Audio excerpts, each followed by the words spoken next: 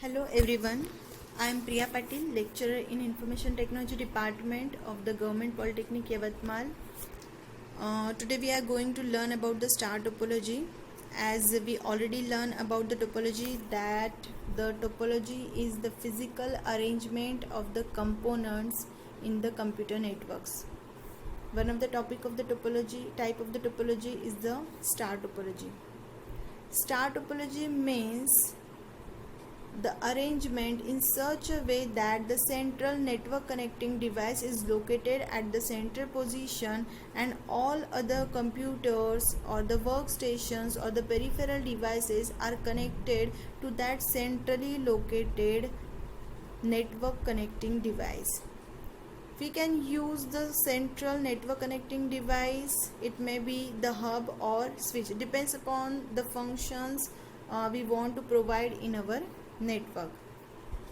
Here is the diagram of the star topology. It is exactly look like the star, so it is called as a star topology. Here we can see that there is a central box like structure which may be the hub or switch, and every other computer or the workstation is connected to that centrally network connecting device, that is a hub. So suppose we can consider that in this star topology we are going to use the hub as a central network connecting device, so that we can say that every other computer is connected to the central device, that is a hub, so that the single separate cable is required for each and every computer to connect in a network.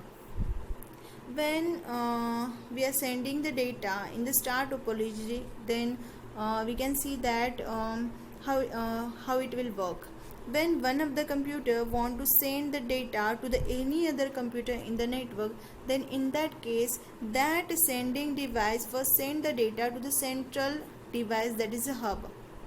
The hub, after receiving the data, it will broadcast the data. Broadcast, it means that it will send the data to the every other computer which is connected in the network. Every other computer, after receiving the data, it will open the packet, check that the destination address of that packet and its own address are same or not. If it is same, then it will accept the data, otherwise it will discard the data. So we can say that hub is the device that can be used to broadcast the data. It means that it is used to broadcast the data to the every other computer in the network after receiving the data from any computer. But if we use the switch device instead of the hub, then in that case, when sending computer send the data, it will be received by the switch. After that, the switch will not broadcast the data. It will open the packet, check the destination address of that packet, and after that send the data to that particular intended destination only. If that particular intended destination is not available in the network, then it will buffer that packet, and after a particular time it will again check that particular device, intended destination device, is available or not. If it is available, then only it will forward the data.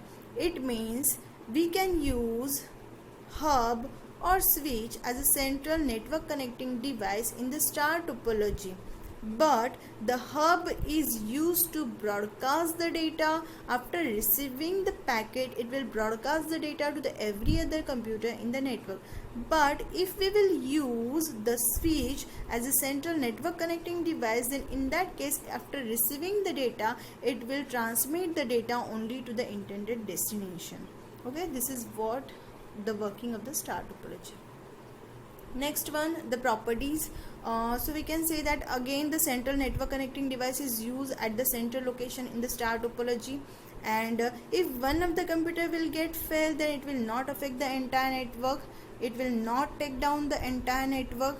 All other computers are working properly. The central connecting device is working properly. If one of the computer will get failed, it will not affect the other computers in the network.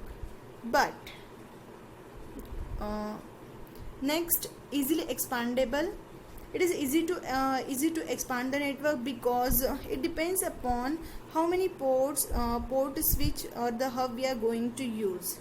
Again, it is possible to expand because if suppose we can consider that there are two labs. In one lab we are using the star topology by using the switch, and in another next one lab again we are using the star topology by using the switch. In that case we are able to expand that network by using the uplink connection between these two switches. So we can say that it is easy to expand and easy to scalable. The advantages of the star topology is the isolation of device. Each of the computer is isolated from the working of the other devices. It is simple to implement this topology, and the whole network will not be get affected. It means that one of the computer will get fell, then it will not affect the entire network. There is a centralization. All the working is depend upon the central network connecting device. It is easy to troubleshoot and easy to installation. Its structure is easy to install. Next one is that disadvantages. The single point failure. It means that we can say here it is a single point failure as a disadvantage, because if central network connecting device will get failed, then in that case the complete topology will get disturbed. The network will get down. And the next advantage is that it requires a more cable length. It means that every computer requires a separate cable to connect it to the network, so that more cables are required. So we can say that it is again expensive, as more cables are required if we want to add the new computer in the network. So that it is easy to add the computer in the network, but again it will be the expensive because we have to add the new cable. It depends upon the capability of the hub. Obviously it depends upon the capability of the hub, because the different port hubs are available. The 8 port, 16, 24 port hubs are available. So it depends upon its capability of the hub which we are going to use in our network. The next one is a comparison of the star topology with the bus topology. First we consider the structure of the star and bus topology. So we can see here that in the case of the star topology, all of the computers are connected to the central network connecting device. It may be the hub or switch. So more cables are required here because every computer is required to connect it to the central device. But in case of the bus topology, there is a single long cable is used, and that long cable is called as a bus, or it is also called as a backbone of the topology, because the complete topology or the network structures depends upon this central cable. But in bus topology there is only single line cable is used, so that it is less expensive compared to the star topology, because in case of the star topology we require the more cables, each and every separate cable for the every computer, so it is more expensive compared to the bus topology.